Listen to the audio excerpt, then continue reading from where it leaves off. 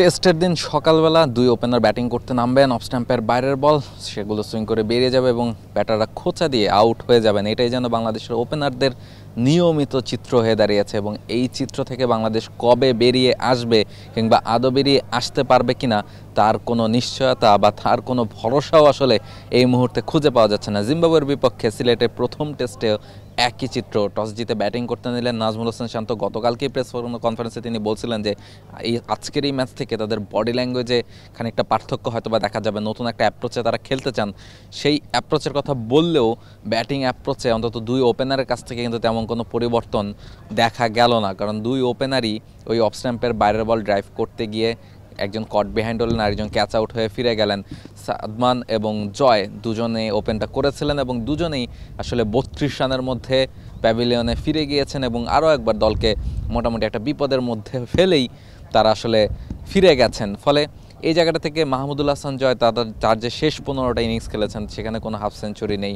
সাদমান ইসলাম খানিকটা বেটার ছন্দে ছিলেন, তবে তিনিও আসলে খুব বেশি বড় ইনিংস যে খেলতে পারছেন অনেকদিন ধরে সেটা বলার উপায় নেই। অনেক দিন ধরেই তার ব্যাটে কোনো সেঞ্চুরি নেই, যদিও গত টেস্টে তিনি একটা ভালো 48 রানের ইনিংস খেলেছিলেন, তবে সেগুলো খুবই আনকনসিস্টেন্টলি আসলে আসছে। অন্য প্রান্তে স্কোয়াডের আরেক যে ওপেনার আছেন জাকির হাসান, তিনিও কিন্তু আসলে সেই ধরনের ফর্মে নেই। ফলে কার প্রতি আসলে ভরসাটা বাংলাদেশ করবে বা কার প্রতি ভরসা রেখে বাংলাদেশ এই সমস্যার সমাধান করতে পারবে সেটাও কিন্তু বোঝার উপায় নেই। এবং সিলেটে এই মুহূর্তে যে দুটো উইকেট হারিয়ে বাংলাদেশ ব্যাটিং করছে তাতে আসলে বাংলাদেশের ব্যাটারদের যে ভুগতে হবে এবং পরের ব্যাটারদের উপর যে একটা চাপ তৈরি হবে সেটা কিন্তু স্পষ্ট, এবং বৃষ্টির একটা সম্ভাবনাও কিন্তু আছে।